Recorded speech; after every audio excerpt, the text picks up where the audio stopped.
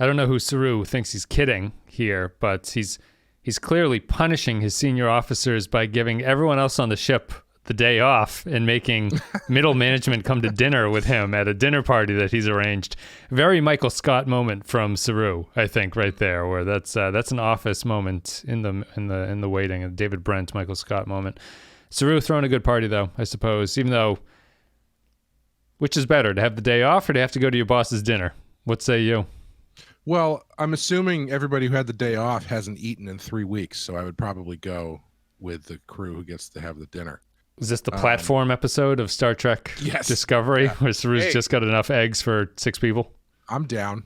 I'm looking forward to watching Tilly murder and eat Culver or something.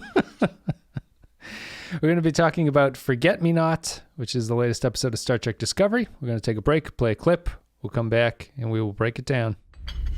I was back at work within a few hours of being injured. We wouldn't have gotten anywhere near Earth if it weren't for me. You're not the only one to move this ship. I'm the pilot. We move it. Never said it was just me. You think you're the only essential personnel on this vessel. Look at you. It's written all over you. Lieutenant. You want to fly this monster? Actually be responsible for every single person, every single day, or do you just want to be the when he feels like it's superhero and have everybody kiss your ass? The reality is, I'm the only one who can make the jumps. I flew us into the future. I landed this ship. I landed Discovery. Yes, and we barely survived. Oh my God, stop it. You guys are both acting like complete assholes. Ensign Why don't Tilly. we all just take a breath? You guys think you have the market cornered on pain? All right, so Forget Me Not is the 4th episode of the 3rd season of Star Trek Discovery. It came out on the 5th of November, 2020, a memorable date in American history. And in this one, this is written by Alan McElroy, Chris Silvestri, and Anthony Moranville, directed by Hanel M. Culpepper. In-universe date is 3189. In this episode, Burnham and Adira visit the Trill homeworld while Saru's efforts on the Discovery to help the crew reconnect yield surprises. I need you to carry this podcast episode, Clay. I really don't know where to start with these things at this point. Like this is also coming at a very strange time where the election's going on. I'm like never been less interested in Discovery than the timing of this one. So you've got like election news going on, just like a general like busyness of life. And it's like, I really had to work to sit down and watch this one. And I feel I didn't give my all with attention while it was going on either. But the thing I liked about it is I semi-like the structure. I hate the execution of things. I thought that this one was structured well. I like this B-plot of a Saru dinner with the crew.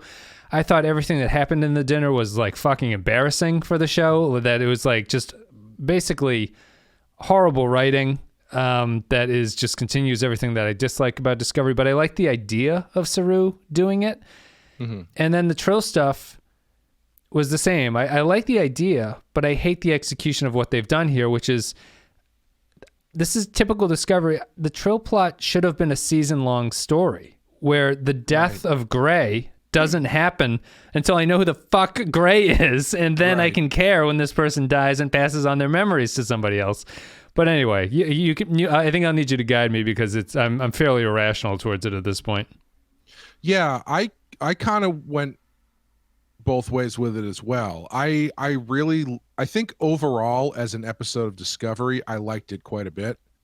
But I think it's a similar thing where I like the idea more than I liked some of the execution. My favorite part of this season still continues to be Saru feeling his way through becoming a captain. I think that stuff is legitimately interesting and fun. The scene where he's talking to the computer about like basically like Googling what to do when your crew has PTSD, and then the computer walking him through it is nice, and sets him up for a semi-successful, semi-failure of a dinner party. Yep. I will give this one a mulligan as far as the emotional stuff goes, because I feel like this is the first one where it felt appropriate for everybody to be kind of emotionally broken. Because this is sort of like this dinner party is supposed to be the thing where, oh, everybody's all stressed out and they're all kind of keeping it to themselves. So let's bring them to the party and see if we can, get them to loosen up a little bit. And that's when all the emotional stuff comes out. And that's when you start people yelling at each other and blah, blah, blah, blah. So I didn't have a problem with that there. It, like it always does, they lay it on a bit too thick. I don't understand as far as the Trill stuff goes. Again, I like the Trill stuff in theory, but yeah, that story that they tell is just like a good 15 minutes of the episode. And I guess it's such a toss up for me because it's like they're introducing this idea that this former lover of Adira's is now going to be present in like ghost form. So if we talked about this, actually. We talked about this in a DS9 episode. I don't know if you remember it. We talked about it in Field of Fire, I think, where I think DS9 does that, where Dax starts having visions of the past hosts in her life. And we were saying it would be kind of neat if they were just physical manifestations that only the current host could see, and they were sort of like the devil and the angel on people, or like a choir of angels that they could provide things or advice to, while the main character and everyone else on the show never sees this person. It's just supposed to be a representation of, to be a Trill is to sort of have this past memory of hosts that live with you and give you advice and things like that. It's more of like a metaphorical way to look at it. They've actually kind of done it, although the implication here is that something is wrong, because Adira says, "Why are you here like this?" So I'm not crazy about that. I would prefer the host to just be represented this way, but that was, sorry to interrupt, but I was surprised that they did it, and I was happy that they did it, because I think it's a good way to pursue the Trill as a species and to show them on TV or film like this. Yeah. But yeah, having Gray, is that the Gray name? Gray. Having Gray show up as a ghost is obviously going to be a plot point moving forward, so you have to establish who Gray is, unless you're going to go with the idea that, oh, if you cut the story down or trim it or whatever, and it's like, oh, well, who is Gray? I guess that becomes a mystery of who this ghost person is, but that's not really interesting. So it's for the choice that they're making as far as I think the story that they're telling is okay. It's just they just laid it on really thick in this one. It depends where the Trill story goes. If what happens with this Gray and Adira thing is interesting, I'll be like, okay, I understand why I did it. I'm hedging my bets against Discovery doing that. So the thing is that Discovery is probably not going to flesh this out in some way. It would be the first time they've ever fleshed out a concept that they've encountered. So it would be this Trill thing. So what you're left with instead is something that's, it's the same flaw the show always has. It's an emotion that came out of, let's skip why people feel this way. Let's just get to the point where it's going to be very sad if your lover dies and you take on their memories. And we go, okay, so we get 8 minutes of Gray screen time, dies in a meteor strike or something. And then the Trill gets passed on, the symbiont gets passed on to Adira. And all I could do while thinking of this is like, imagine if you knew these two the entire season. Towards the end of the season or a run of episodes, the character dies, and it's heartbreaking to Adira. Adira takes on the Trill symbiont, and it's, as they say in Discovery, it is a fatal thing to do, which is what TNG also established, is that the humans, when they take on the symbionts, it kills them over the course of time. So it's temporary, but it's something that can be done if need be. At that point, there's like a poeticism about this character has, a couple years left to live with Gray again. It will kill her, but it's an ability to like prolong their time together a little bit, and she's willing to die to experience that. But they wipe it all away at the end of this, and the Trill is, Adira is just now acceptable. Like the Trill is just like, well, we made a mistake. I guess humans can't be hosts, and it just, none of it makes any sense, and none of it deserves the level of emotion that all the scenes are giving to you, and I find it just obnoxious. Yeah. They have a problem on this show, and I've noticed it on other shows too, where they create characters that have for these multi-episode shows, they create characters who have character traits that are interesting, but then they just spend one episode talking about them, and then they like never come up again. Kind of like, so far we're 4 episodes in, and no one has mentioned that Burnham spent any time with the Vulcans whatsoever. Right. And I don't expect it ever to come up again. Culber sends her because he's like, you're good with emotion. Yeah. Like, it doesn't matter. Like, they told that story. I mean, if you want to throw Saru into that mix, I think Saru is the most successful because you're watching his progression. Yeah. He's learning something. Yeah. But it's the same thing there where it's like he had this character trait. They told the story regarding the character trait. Now the character trait is gone. Right. His fear tentacles fell off, and now he's just a normal person who's trying to learn. He's trying to learn his job on the fly. Robot girl there, who died last season. She's in Arium. Yeah, they do one story about her, and you're kind of like, oh, I don't know, that's kind of cool. That's gone over. Yeah. And yeah, I think it's interesting that they keep kind of like fixing everybody so quickly. At least Detmer hasn't been fixed yet. She's still kind of messed up. So I think what's kind of interesting about what Discovery's done here and why it feels so strange is that this episode felt very much like a Star Trek episode where everything happens over the course of an hour. It's a relatively small story. You get a glimpse into a character and they tell a small yarn about that character, and then you walk away with a lesson learned or something at the end of it, or you have a greater insight into what these characters are. The problem is that Discovery and Star Trek at this point are more serialized than that. And what they tend to do is have almost episodic character stories that are very constrained and very short-lived, and then they move on to something else. And the problem is it doesn't feel like it fits in the context of a serialized story where this is all building towards something. It feels like they're just abandoning plot lines left and right.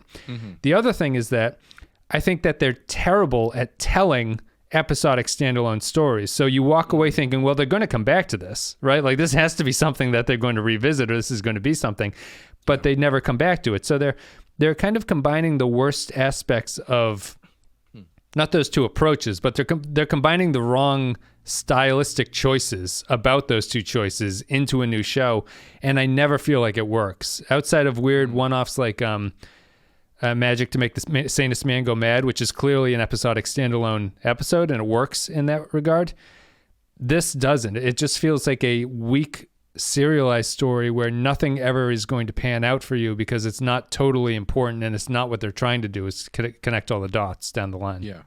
Yeah, and I think speaking about the Adira story in general, I was saying that they just lean into it so hard. When they did that first little flashback where Gray was on the table getting the symbiote and Adira's holding his hand, and she kind of runs through everything. She's like, yeah, we were in love. He was so happy to get this symbiote. In my head, I'm like, just do it now. Blow the ship up now. And they have to do an emergency symbioteectomy. You know, like you told me everything that I really needed to know about that relationship. It just feels like it's a lot when you're taking a character and running them through this emotional gamut that you've created specifically to begin and end in this one episode. So like, because like imagine if you get a bit about Gray, and then she goes through her thing and she gets her previous hosts back, but it's not complete. There's some who are missing, and one of them is Gray. So now she's trying to deal with being a Trill, but she's also trying to grasp on to find Gray, so you let this relationship build. So when Gray comes back, it doesn't just feel like someone just dumped a jar of molasses on everything. Yeah. Because you've got some character build to why this person is important. And I don't know, it's a lot of, they do a lot of side story type stuff on this show where they will just, maybe I'm being too harsh. Maybe they do this stuff on the other shows as well, and I don't remember, but it doesn't feel like they do it as much where it's like, okay, we're just gonna do this other story for a while that feels like it's kind of backstory material, but we're going to throw it in to fill some time. The one thing I can't figure out is like the other. It also killed me. Why does Burnham have to be in there with her? Like it was one of those things where I'm like watching this going like, first of all, why don't the other Trill jump into the pool? They know what's going on. Yeah. The guy's like, you go in. They just got done saying no human has ever done this before, and ever gone in these waters. And then they all grab a bunch of pool skimmers and they go, you know what, Michael, you're fine. Just jump in, see what you can do. Yeah. And I'm thinking like this story, this feels like it should be Adira working through this herself. Like she doesn't need Michael there as a emotional support person. Yep. And also the thing that killed me too is, you know, you talk about them leaning into the emotional stuff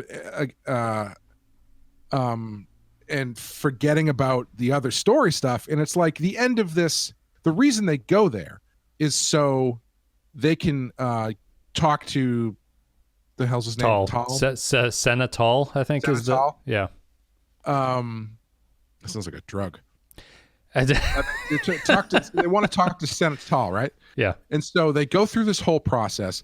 Adira gets her memories back. Senatol literally just walks out and is like, hey, welcome to the circle. And then Burnham goes, your message gave us hope. And I'm like, ask him. He's right there. Ask him what you came to ask. It's like that thing where you go, where they have a character show up and like the genie says you or the master says you can ask me one question. They're like, only one? And they're like, yep, that was it. You're out. Right. And it's like I don't need.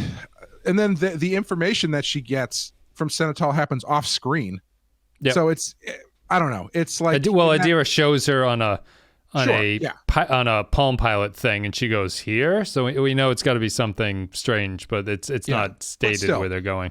But still, it's one of those things where it's like, if I was Burnham in that situation, not understanding how stable or unstable any of this was, and this guy was right in front of me, I would have been like, hey, while you're here, could you help me out and help me find the Federation?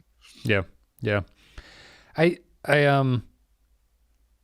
do think it's just it's an inability to really focus on a single episode story and whether or not it's supposed to stretch out into something.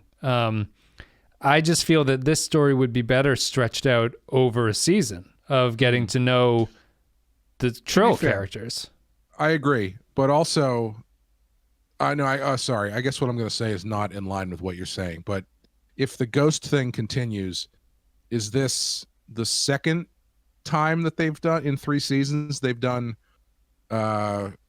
ghost of dead lover shows up intermittently to help to guide you through your life. Isn't that what they did with Culber?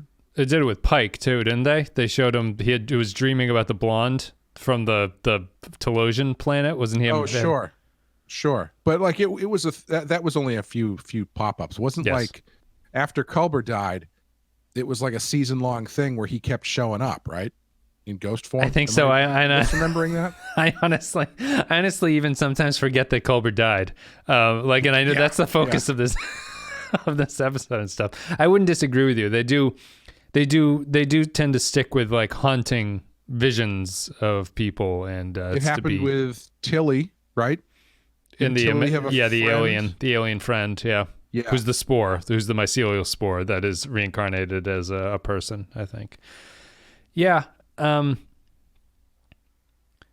probably have more to say about the Trill stuff. I guess these Trill characters are confirmed for season 4, so the story is supposed to be continuing on through there. So maybe they will adjust this. I just find it typical of the show that I have a hard time buying into your setup because there is not enough setup for this to happen. It's just, here's a character who felt something sad, and now she's sad, and this is the backstory. This is the 5-minute explanation as to why she feels sad. What'd you think of the Trill portrayal? I thought it was interesting, and this is more just in the context of greater Star Trek, and maybe isn't a problem in and of Discovery or this episode itself.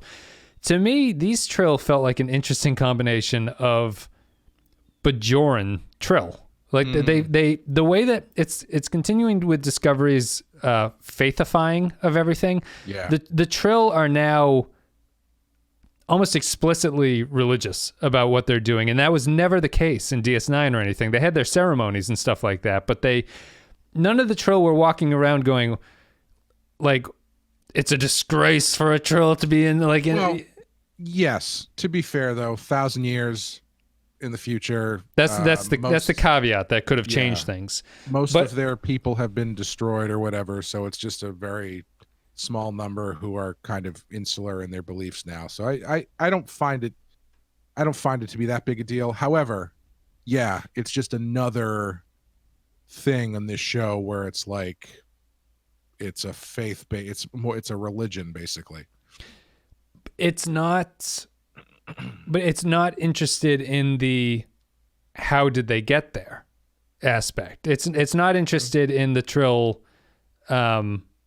examining why this change would happen to Trill. So if you're coming into the series in and of itself, this is just another faith-based group that's walking around with these sort of the Trill symbiotes or whatever and having a very strange, and also not even deeply like conservative about it, where they to throw Michael into the pool and they're like, yeah, whatever, like, this will all, and then when she comes out of the pool, they're all like, well, we're just wrong. I guess everything's fine. So fuck us. Like, what do we know? They were going to murder Adira Yeah. like 15 minutes ago just for existing. Yeah. And now they're like, yeah, jump into the sacred pools of our Disney Avatar ride. Yeah. Yeah. Mike. And Seem like a good person. you see, it's Sure, just, the millennia of Trill beliefs don't apply to you. my problem with this is that it just continues. It's less interesting to me if they don't have a kind of reason for the things that they believe. They just believe stuff. And it's like, well, how about you explain to me over the course of events, the Trill took on even more special meaning to us. The Trill have started to react like there's no sidekick character this season who's a guide to the 32nd century who can be like, hey, yeah, since like the past 500 years, a Trill character or whatever. There is, but he wasn't in this episode. I mean, that's ostensibly what Book is. Oh, Book, right. Or could be. He doesn't say, he doesn't even say anything. He just drops like random bits of nonsense on them. I don't think he's going to know the ins and outs of the Trill religion or at all. No, I mean, he doesn't know what happened to the burn, really. Like, it's this whole... It goes against Discovery storytelling, which is everything has to be a surprise to the characters. Everything has to be a mystery, and then when you reveal it... we can talk about the dinner scene. I think why I personally have a hard time with this show is twofold. I hate the characters on it. Like, I really think this is a weak cast of characters. Mm-hmm. And the reason that I don't like the characters is because this is an entire show of emotionally fragile people. They are just fragile. Like, Detmer is a freak out. She's like, you try flying the ship. You try. It's like, what the fuck are you people talking about? Like, it just flies in the face of why is that? It's just so stupid. And they're all so weak about what they're scared of. Like, what is Stamets even pissy about in this episode? That Saru doesn't want him going through the spore drive anymore? I guess. I don't know. I have less of a problem with Detmer because I do, I think the PTSD angle is interesting, and she is the pilot and X, Y, and Z. So is there nothing else going on? Is there no control aspect to this? It's just she bumped her head and has PTSD. I mean, I'll be interested to see if anything that they argued about or any of these stress level plot lines after this episode, because this could have been it for that. Mm-hmm. Now that they've kind of apologized to each other and kind of hugged it out and watery-eyed it out, it just might be back to normal until they find something else to get emotional about next week. Yeah, you don't find I find them to be weak to the point of unrelatability, and they're all that way. They're all fragile. They all crack. Yeah, that's the thing, is they are all, every character on the Discovery ship, except for Georgiou, And Saru, I would say. reacts, and Saru. Well, Saru, he doesn't get as emotional, but every single character on the show ends up doing the Jack Nicholson, "You make me want to be a better man" speech. Yes, yeah. Gets every episode. And it gets tiring. It's everybody does it the same way. Culber seems to be a little bit removed from it, which I appreciated him in this episode quite a bit, because he wasn't really dabbling in that stuff. He seemed like he did have his head on straight a little better than everybody else. But yeah, it's only so many times in a row you can keep going back to this well, which is why I thought, if this episode, the way that they played these characters was unique, where it's like, this is where all of these things they were dealing with have come to a head and all of this stuff comes out, then I think it works a lot better. But they've all been kind of on the same level of constantly on the verge of tears for 3 episodes. So what are they really difficult upset to about? I don't even feel they've spent jump into enough the future. I don't feel they've spent enough time in the future to even, they haven't had anything happen where they're like, God damn, I miss home. They went to Earth and it was perfect.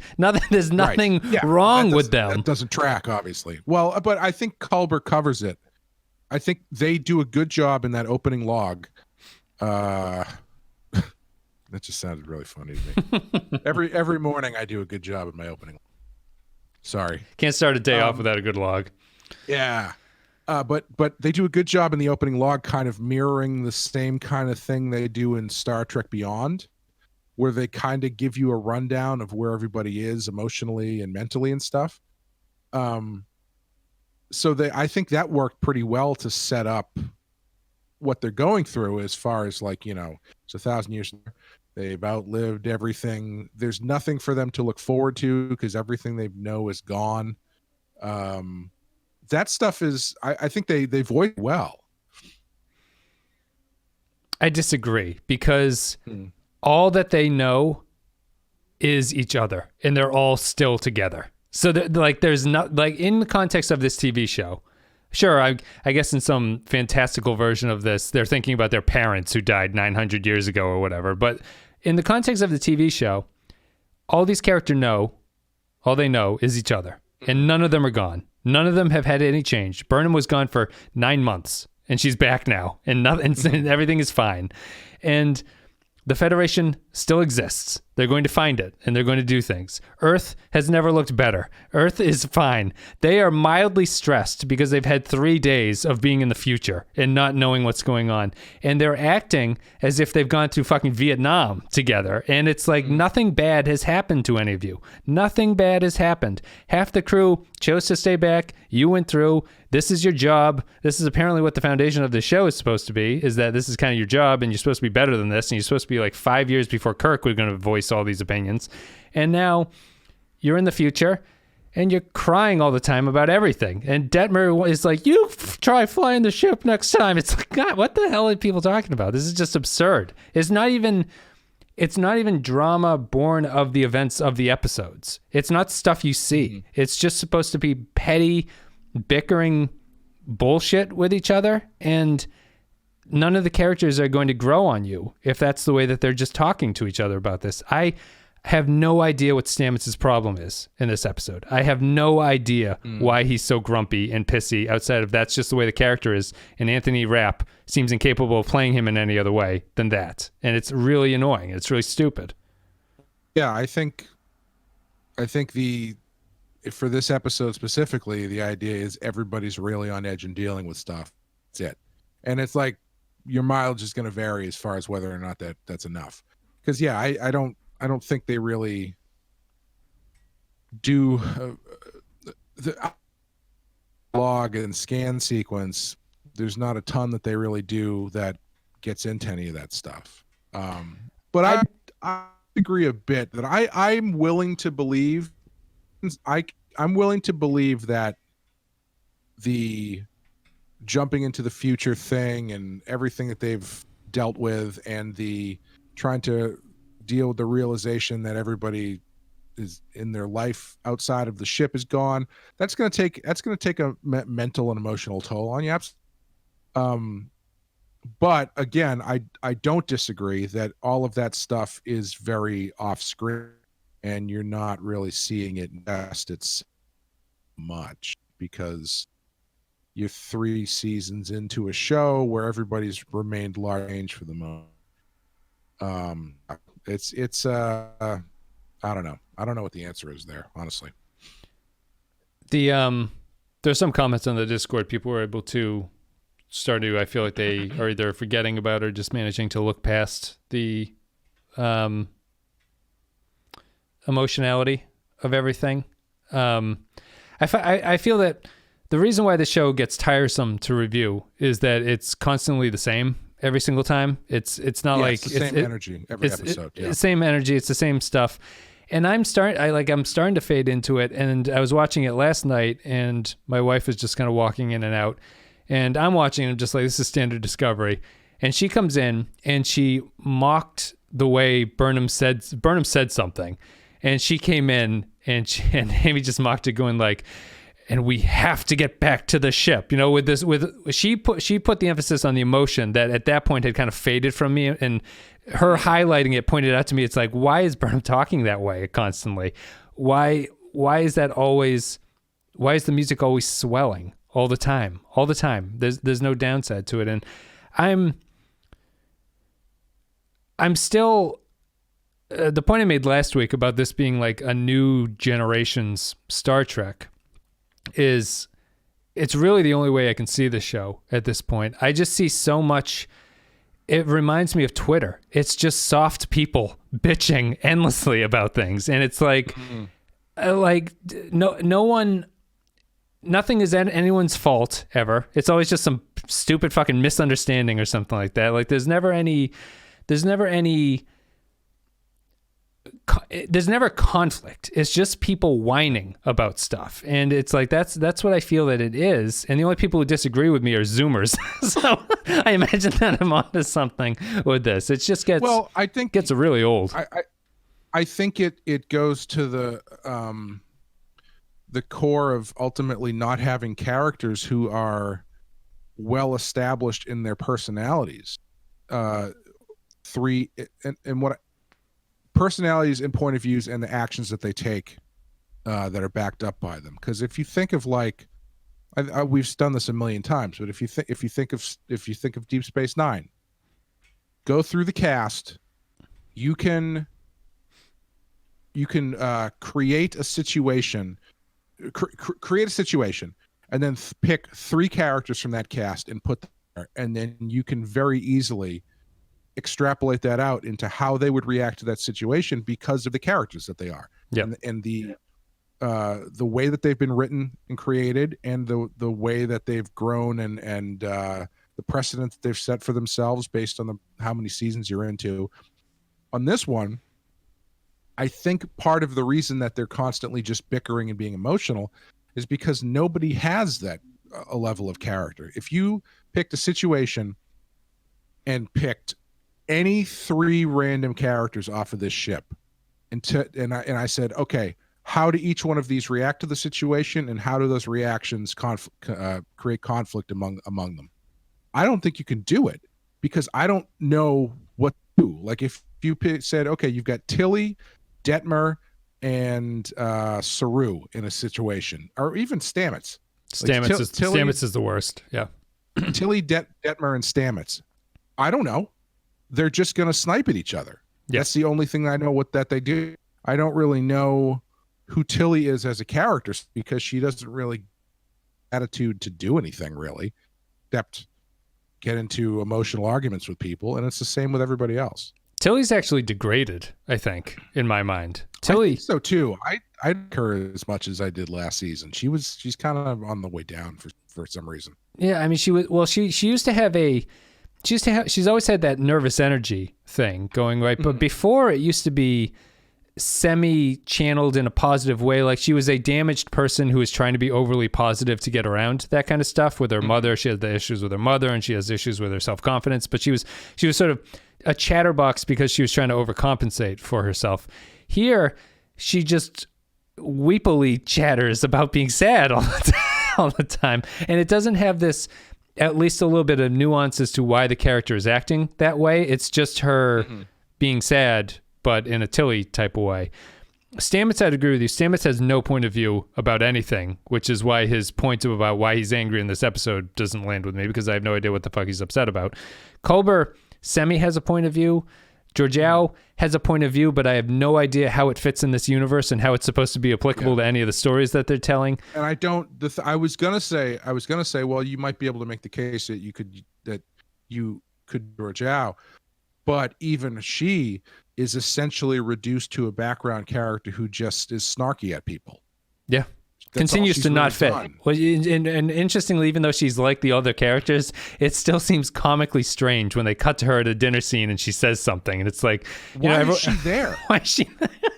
Like, Culver makes a joke. He's like, "Hey, evil fascist empress of the mirror universe, welcome to dinner." Yeah. It's strange, yeah. Like, where's the scene where Saru goes and invites Georgia out to dinner, and she's like, "No, go fuck yourself." You know, like I feel like there's no, like, imagine this was Enterprise even, right? And having a scene, and you get a scene where Archer talks to T'Pol, and T'Pol is like, I don't know, I don't really think this is the right thing to do, so I don't want to fraternize with these people. You know, like there's a point of view there whereas Georgiou, you could go one way where Saru extends the olive branch and Georgiou is reluctant about it and ultimately says, you know, tries to keep her back up, and it's like, no, I have better things to do with my time. Or they actively don't invite her and she feels like she tries to like, there's character stuff you could do there, but they choose not to do it. Yeah. And it's, you know, it's I think Culber is probably even there. He's probably the most level-headed, and he tends not to his sniping is usually in response to other people being bitchy. He himself is very rarely that way. He's very earnest. Like, yeah, he's usually the one who's like, stop being such an asshole. Yeah, which I appreciate. But I understand his story here of trying to get people to reconcile. Yeah. Like, I feel that makes sense as a Culber trait, and I understand why you would want to tell that story and things like that. Mm-hmm. It's just that the execution, where I would be more forgiving of this if it was if the stress was getting to them, but it wasn't resulting in them completely collapsing under the weight of it. Like, if it was just it's good to get the crew together and blow off some steam, I can deal with the Stamets and Tilly having a stupid argument thing about something because people are stressed and they're trying to do it. But when it comes to it, and the climax of the dinner is her saying, "You try flying the ship," and Stamets saying, "I jump everybody through the Spore network and no one says thanks to me," and then Don Draper comes, "That's what the money is for." Like, there's no point where I feel that the release valve has been appropriately emptied and this crew can now adjust to go back to being a crew that's working together, and this dinner that Saru has thrown has taught him what it means to be middle management, and it's taught them to embrace each other in times of stress. It's just, it has to go to 11, and once it goes past 6.5, I no longer find it believable that they feel this way. Yeah. And, you know, I think there's other... I find it amazing that they've given Burnham 3 different character things over 3 seasons. I guess 3, mainly 2, but she's I would say 3. She's the stepdaughter or the adopted daughter of a Vulcan family who grew up on Vulcan. She was a Starfleet commander who was busted down to private or whatever, or put in jail because she accidentally started a war. Yep, and she's Con Air. She's Nick Cage in Con Air for a little bit. She has to work her way back into the good graces of the Federation. Last season, I honestly don't remember what she did. I'm sure. I think they gave her some other character thing. Time Red travel. Angel. Yeah, sure. And this one, she's now been living in the future for a year and supposedly has become this whole other person. And none of it matters. Like they bring. How do you think she's different? How do you think the show thinks that she's different at this point? She shoots people faster. She shoots people faster is the key word there, though. It doesn't feel like it's not a Burnham thing to do. Although to be fair, to be fair, when she showed up in the future, she immediately murdered like 25 people. This time she used the stun setting. So maybe it's the Starfleet getting back into her. It's like, oh, maybe I don't need to kill these people. But my point is, like, if you're setting up this, if Culber comes to Burnham and he's like, hey, you've gone through a lot. She's going through a lot. Maybe you should be the one to take her down there. And Burnham's like, I don't know. I don't know if I'm the best person suited to do this. And then you go down there and she just acts like Burnham. There's no difference, except she shoots people faster than she used to. Like, there's no push or pull with her character in a situation. She just reacts the same way she always reacts. Yeah. So ultimately, all of these character things, and I think that's why she's got like 15 of them, is because all of these character things ultimately are just trappings that don't affect what she does. Right. You know, it's just, you know, Malibu Stacy, but she's got a new hat. And I don't mean that to be in like a pejorative way. It's just an example. It's to say it's like any action figure where it's like, oh, this time the action figure comes with a jetpack. Yeah. So it doesn't really change anything. Now you got an extra toy that you can put in the bin, and you like the figure, but you never use the jetpack because it takes too long to set up. Yeah, she does always go down the same path. I think the show thinks that she's more violent and more prone to quick draw stuff here, but it doesn't, to me, it doesn't feel that significantly different from what Burnham used to be. Like, the whole start of the first season was that she was a quick draw and she went on the Klingon ship and shot T'Kuvma or whatever. Like, that's, or that she, even before that, the Vulcan hello concept, that she was willing to do a pathway that is unconventional in order to get something done, and it triggered something in that first episode, and then it does the same here.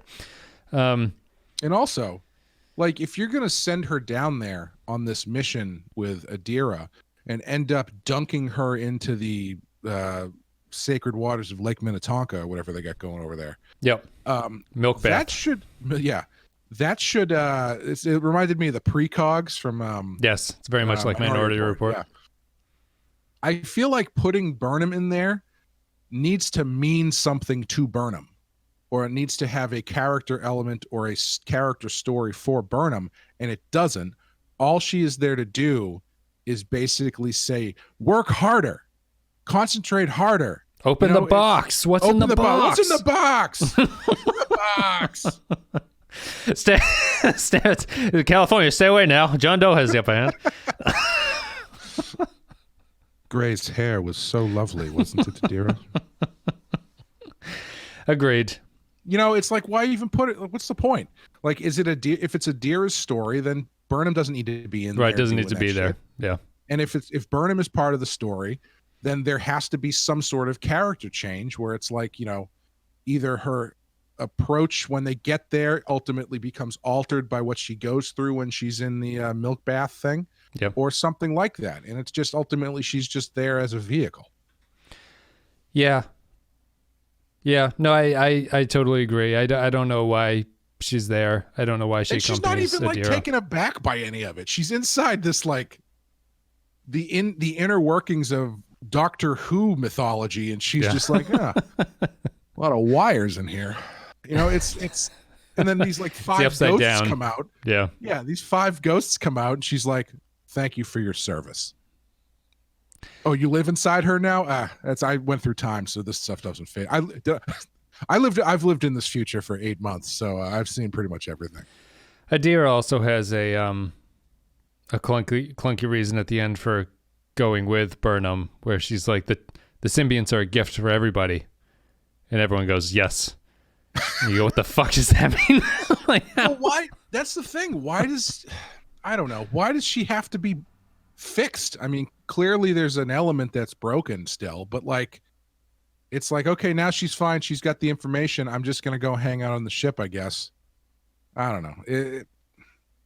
I don't like it when they just switch these characters and fix them or change them so sharply and never talk about it again.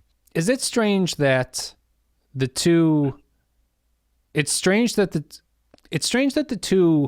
non-gendered or transgendered characters and actors are Trill in this? I can kind of understand that if they... Well, technically, only one of them is a Trill, Wes. The other one is a human. That's true. A symbiont bearers, I suppose, would be the way to describe it. I could see that being the case if there was a story here where the Trill symbionts were taking more of a symbolic, metaphorical approach to what it is. So Adira's character kind of makes sense as a non-binary character. If the confusion of her, if the sense that she doesn't belong the way that she is was the metaphor for the trans and non-gendered struggle, right? Like, so the sort of confusion about, and no one reacting to you the way that you feel that you are, and things like that. It feels like the Trill symbionts and their memories are baked into that concept. It feels like the especially if you're a human who's not prepared to be joined with a symbiont, it's an identity struggle is the problem of that character, where they are unsure where things start and where things end and how they're supposed to relate to the world at large. I think Discovery's trying to say that, but Discovery has trouble saying anything, really. So it's like, instead it just comes across as a story about once you unclog your Trill pipe in your brain and all the memories come through, it basically, it doesn't amount to anything at that point. And I don't know if they're going to pursue this. I just feel it was strange when the promotional material was so proud of the fact that this Star Trek had cast these actors and made these characters, but the show doesn't seem interested in it in terms of the show in any way. It's just it's superfluous, really. I don't think as far as we've seen over the course of these 2 episodes, if they were not played by non-binary actors, it doesn't change anything about it. Like, the story isn't going into that. So it's just a choice that I wish Discovery would actually dig into a story. Why not go into this? That one is a tough one, because I think it depends on how you feel about representation in that way, as far as is it more beneficial to cast that way, and then I guess what I'm saying is not bringing the attention to it ultimately the more normalizing way to handle it. You know what I mean? Where yes, but that's contradicted by the fact that they hyped it. Yeah, well, promotional material is promotional material, but like I don't know. Like I it depends on where you stand as far as, like, you know. Well, couldn't you take the counter argument there, where they casting them both as Trill is doing that? Yeah, it is. It is interesting that they cast them both Trill. I mean, there's no reason that. Well, I guess part of it was that they seemed to be implying that they both found each other for that reason, I guess. But because I'd be totally with you if this was just random Star Trek character lieutenant who is a non-binary gendered character, and they just approached it that way, and they were just like, yeah, this is just the way this character is. Like, it's fine. Like, who cares? But they've made a conscious choice to have them both be Trill carriers, or the symbiont characters. Yeah. So, and they also haven't. Again, I don't know which way people would prefer they do this, but they also haven't even mentioned the fact that either one of them is non-binary. They still refer to her and him. Right. So, and the Blue actor, the actor named Blue, has said that this is going to change over the course of the season. So potentially, I guess you could say that the symbionts can cause some kind of change. At that point, you're going to run into a weird thing about it's not innate to the character. You know what I mean? Like, no, I mean, I could see it being that having the symbiont and having that connection to so many other people ultimately makes character fluid. Makes identifying as non-binary that easier to do. Easier probably isn't the right word to use, but you know what I'm trying to say. Because I was thinking, like, yeah, it's interesting that both these non-binary characters are Trill, and as I was thinking, I was like, well, it feels like Trill are kind of non-binary to begin with. They're fairly fluid. Dax was that way. Dax always talked Dax about what it was was that like way. to be as a man in past lives. Yeah, I mean, the only people who were the people around Dax were a little bit more flummoxed by it, but Dax was always totally cool with it. Yep.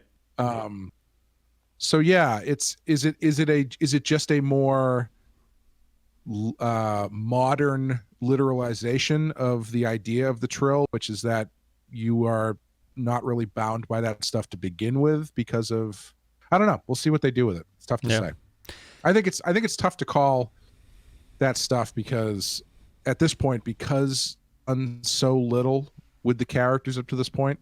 Yeah. So it'll be interesting to look back at it and see what they ended up doing in that regard, if anything. Yeah. I think I have a hard time. Well, I think that it's perfectly reasonable and probably likely that they're going to do something with them going forward. I have not gotten a sense of what needs to be done with them. Like I have a hard time picturing a storyline with these two where I go, oh, like that's how it's going to tie into something, like, or that's how it's going to build on top of something else. It feels just. It just feels very difficult to reconcile the future jump and all this stuff. And not that it really has to, but it's just I don't know where you go with these two after this point. And if it turns into something's wrong with the symbiote, like if it turns out that something's wrong with Gray and Gray isn't supposed to be there, I find that less interesting than it's just a memory that you have of the person who's kind of guiding you. And that feels like that story's over at that point. It's just Blue or Adira having to deal with that going forward. Yeah. There's a story. Yeah. The story where Dax has to split up her personalities. One of those personalities is like a serial killer, right? Yes. Yeah. Cause I was wondering that. I was like, the Trill seem also laid back.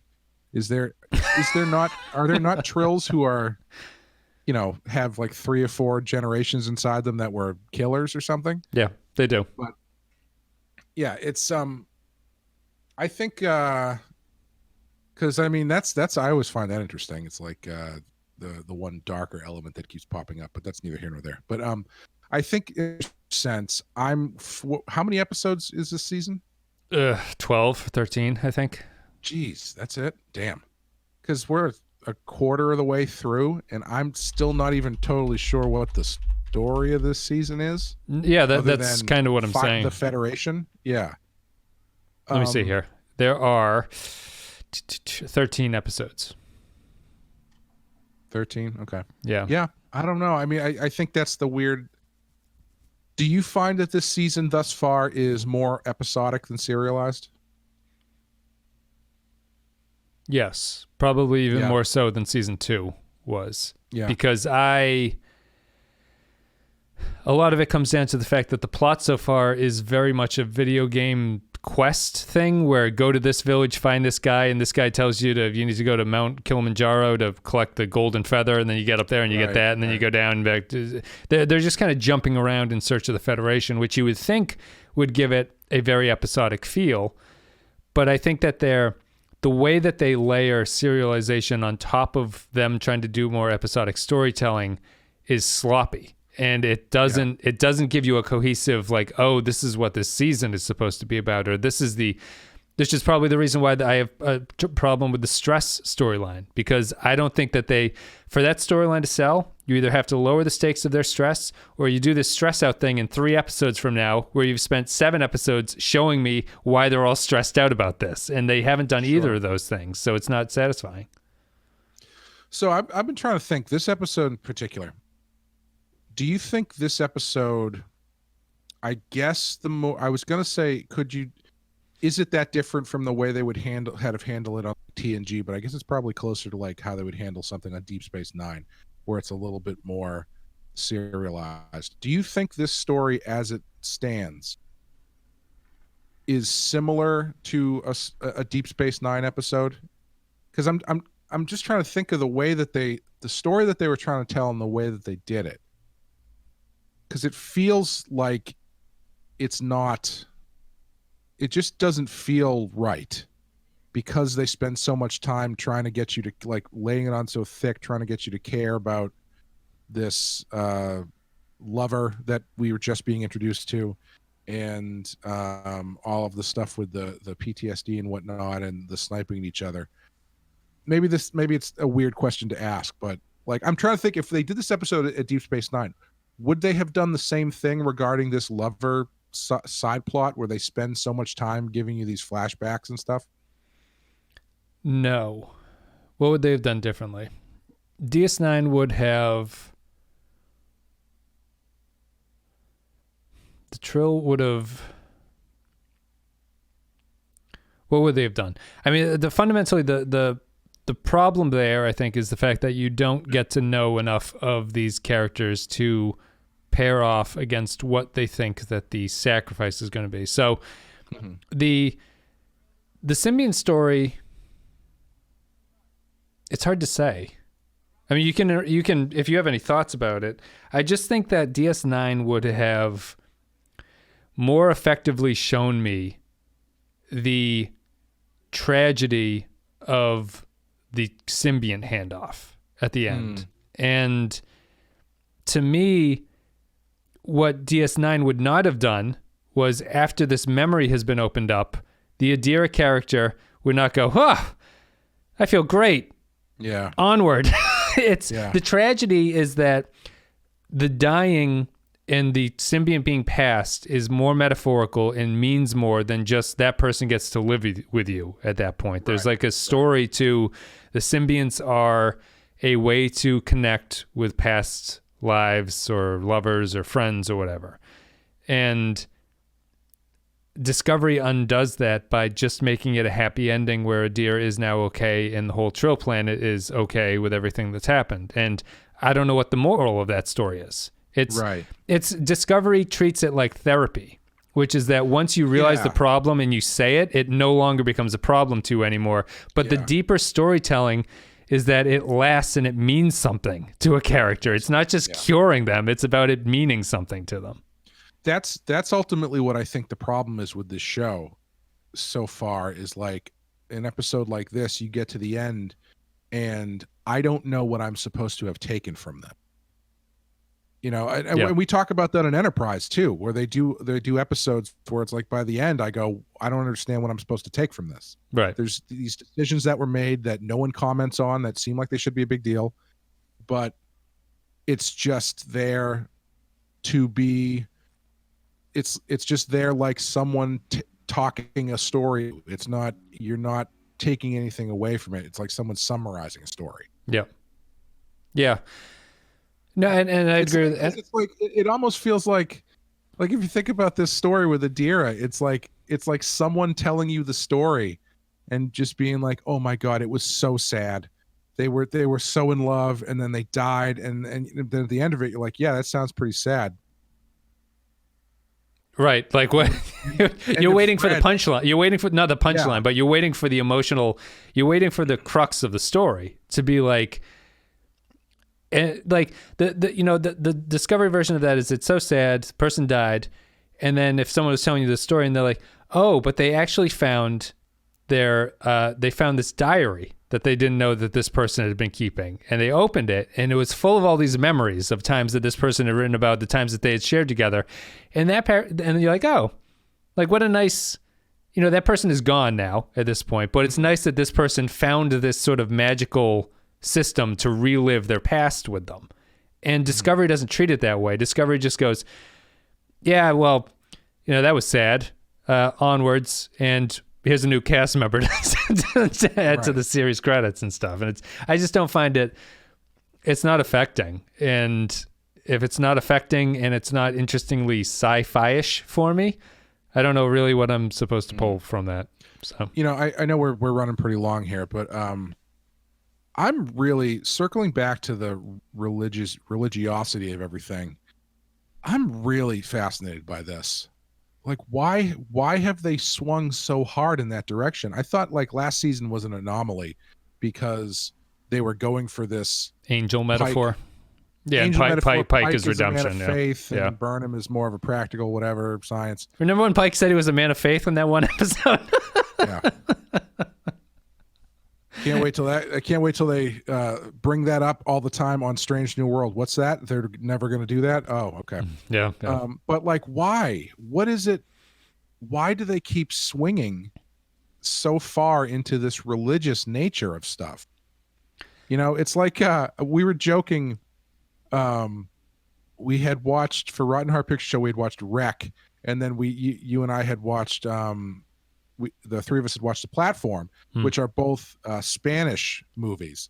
Yeah. And I was joking. I was like, you can tell it's a Spanish movie because in the last like half an hour, it gets really Catholic. Despite what the setup is, there's always like a big influx of Catholicism because it's so prevalent in the culture. Yeah. And it's just so weird that in Star Trek, which is by and large a fairly agnostic at best. Yeah. Secular. Branch, yeah. Secular. I would say agnostic based on, you get your Pa Wraiths and your Bajoran gods and stuff. Sure. Like DS9 tried it. Well, yeah, the cultures around it can have faith or something, but it's largely more grounded in terms of the main characters, or it usually is. Certainly enough for Kira and stuff like that. And then for some reason, when you get to Discovery, it's just like faith this and belief that and priests and orbs and shit. And I just don't understand angels, revelations, signs from higher. I just don't understand it. It doesn't fit for me with what Star Trek generally is supposed to be. Yeah, I just think I think it's a new writing generation. And I know people disagree with me. They're like, there's a 37-year-old writer on this who's practically a baby boomer, and so he therefore he's canceled it all out. Well, but even there though, it's like if you think about it as like a younger generation, they say that at least America is more secular than it's ever been. But what they've done is that, in my opinion, the younger generations and these younger writers don't have an experience basis to attribute to things. So what they do is they know that there are themes that they are out there. They know that there is a sanctimonious moral judgment out there that they know they're supposed to live up to. It's this whole anti-racism thing. It's this whole sort of like there is a right path and there's a wrong path, right? There's like you are either racist or you're anti-racist. The problem is they can't explain why that is the case. They can't they know it has to be that way. They know that that's the right path. They know that things are the way they are. They know, like, look at the political Twitter election. So much of my feed is just, you're never going to convince the other side. They're just pure fucking evil. You can't, like, don't even bother talking to them. It's just, you're going to work out. The thing is that they have a mindset that is unnuanced and not interrogative of what they think. And they aren't interested in why it takes things to think this way or what are the reasons or rational explanations. So when you do that, what you end up with is a very hollow version of faith. It is the trappings of faith without even the deep belief system as to like why it betters you or anything like that, or why you think it's important to feel this way, or what religion brings to you. It's just the cloaks and the smoking pot thing that they wave around when they walk around, and the names of stuff like that. And it's all empty. It's empty, empty, empty. And they think it means something and they think it's profound, but they can't justify why they feel that way. And I think it's just a poison in the culture at large at this point. And this show represents that by constantly mentioning Starfleet and the Federation in the same breath that some people would mention God or Jesus Christ or Allah or things like that. Yeah. It's just this breathless, we need to find the path back to that. And once we do, everything will be better and it's all good. And it's not, there's no questioning that path. There's no questioning of why we need to do this. There's no questioning where the Federation stands at this point, why anything like this would be interesting. Do we need the Federation? What's the Federation done for the past 1,000 years? DS9 tried to do stuff like that. Enterprise occasionally will try to say things like that. Discovery is just, it's not interested in that kind of storytelling. It's too bad. It's honestly kind of the most Roddenberry aspect of the show, don't you think? It is. Yes, because Roddenberry was a cult leader, basically. Yes. And Yes, so it's his pie in the sky vision. It's written by the acolytes of Roddenberry, who while he was dying, he couldn't quite get all of his thoughts out on paper, so they had to fill in the blanks with it. And I think they've done a bad job. They like what he's saying, but they don't understand why he thought that way. Yeah. It's too bad. Hi, Alex. Hi, Rick Berman. I've got some thoughts about season 3. If you'd like to have a talk in my cigar room. That's right. The suits could be tighter, Alex. I'd love to see Rick Berman as a executive producer on an upcoming episode of this. I think that's really just like it's the just to resummarize. I think on every side of this culture that we find ourselves in now, I think it's people who like how politics has taken the place of religion in modern society, where we no longer go to church in the numbers that we used to, or go to synagogue or go to mosque or whatever. We now had an empty space, and we needed to fill it with something because we're tribal animals and we believe in the tribe and everything like that. Religion used to fill that void. Now it's politics, and politics has taken a religious tone where it is not about proving or showing why your side is correct. It's about defeating sinners on the other side. The other side is evil. The other side is never going to be doing anything good for you. They are sin. They're bad. You have to get rid of them. Mm-hmm. And that's what Discovery thinks about things. And that's how Discovery chooses to view its worldview. It's not nuanced in the way that some of the better Star Trek was. It has nothing to say about character interactions or why characters get together, or Odo being a Nazi security guard, and things like that. And it's just empty, and it's kind of, outside of it being Star Trek, it's just terrible TV. I don't understand why, if I was not doing this podcast, this is just empty calorie garbage TV that I'm watching, and it has nothing to say to me. I don't get anything out of it, like, creatively. we don't even remember any of it. Each time a fact comes up, we're like, I can't believe Culber died. That was crazy. Yeah, I don't know. It's like I said, I think this is, I as an episode of Discovery, I enjoyed it quite a bit. But was this your favorite episode of the season, if you can remember? Would you say that you were surprised by it, or? I was surprised by it in that I thought it was the most successful small episode they've done with just the crew. Because at the best part about this season so far is that they've been spending so much time with the crew, they have to kind of figure out stories to tell with them. And after 2 seasons of not doing that at all, it's a nice change of pace to actually spend time with the people on the ship. Mm-hmm. And even the Trill thing felt more or less, it felt like a identifiable Star Trek story.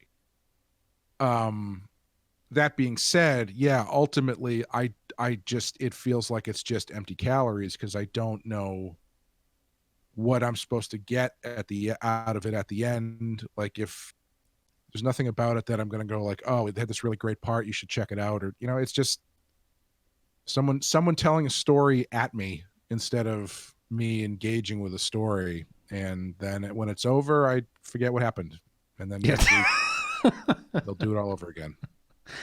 Yeah. That's why I have to watch these episodes immediately before we talk about them. Otherwise, I would not remember a damn thing. No, and I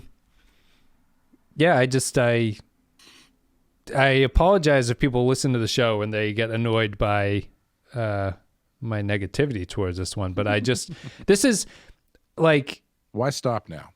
It's just I get a visceral, when I'm watching it, I just get a visceral sense of like, this is a waste of time. I don't even feel that with Enterprise. With Enterprise, I feel like there's some sort of, I don't know what the difference is, because I wouldn't say that Enterprise is good TV either, or that Enterprise is something that's like well worth doing. It's just that Discovery, I feel it feels like antagonistic towards me as I'm watching it, but we'll see. I doubt it's going to change. I have to take a long, hard look at the end of the season whether or not I continue talking about Discovery, because it's like, I don't know what this is. Die Trying is the next episode. Thank you very much for listening. Patreon.com/ThePenskyFile if you want to support the show. All of our special rewards can be found at Patreon. You can get extra podcasts. You can get behind-the-scenes stuff. You get the polls to vote on. And as always, after I'm done clicking here because I was too silly to do this not before, you do get a special shout-out if you are a Captain Tier supporter. Special thank you for putting up with my Discovery rants. Go to Christian Pouch, Stark Latif, Chris Tinsley, Mike Burnett, Sean Cardinal Doomsday, Joint Mango, Matt Cutler, Ben Douglas, Kyle Barrett, Samuel Custer, Nick Sergey, Bradley Killens, Matt Ross, Rune Bendler, Nathan Elliott, Eric Johnson, Andrew Sherlock, Grim Santo, Poindexter G, Dwayne Hackett, Paul Orozco, Jordan Cooper, Derek Zajac, Kevin Reyes of All 13 Heroes, Stephen Minton, Nick the Rat, Darth Moss, HH28, Matt Grover 6, Jacob123, Jakey's Gamer, Patrick Seba, Captain Brazen, Kevin Lowry, Eric St. John, Corey Martin, William Scheisler, Zane Majors, and Soylent Blue. Thank you very much. Let us know what you guys thought about this episode of Discovery, which is called Forget Me Not. Clay, do you have anything you want to say? No, we have a Rotten Heart Picture Show coming out next week. We are doing, I actually believe Rec is next week. Mm-hmm. Which is a good one. I like Rec. Yeah, I was a little bit underwhelmed by it. And we get into a little bit why that is. It's your first found footage movie on the show. It's our right? first found footage movie, our first nope, that's not true. We did Girl Walks Home Alone at Night. It's our first foreign language film. First Spanish film. First Spanish, yeah. I think I do actually say in the show it's our first foreign language, but I don't remember this stuff. I like to get the clicks based on firsts, you know? It's right. Like, well, this is the first one. Then it's like numbering the headline of a comic book. Yeah. Yeah, I had a it's theory like when all those news reports before Discovery came out said Michael Burnham is the first black lead, and everyone posted a picture of Cisco doing the face palm thing. Yeah.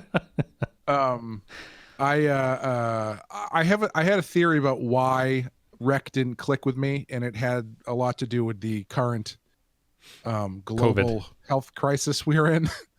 So check that out, and then the following week we'll have the badass that we didn't get to this week will be out.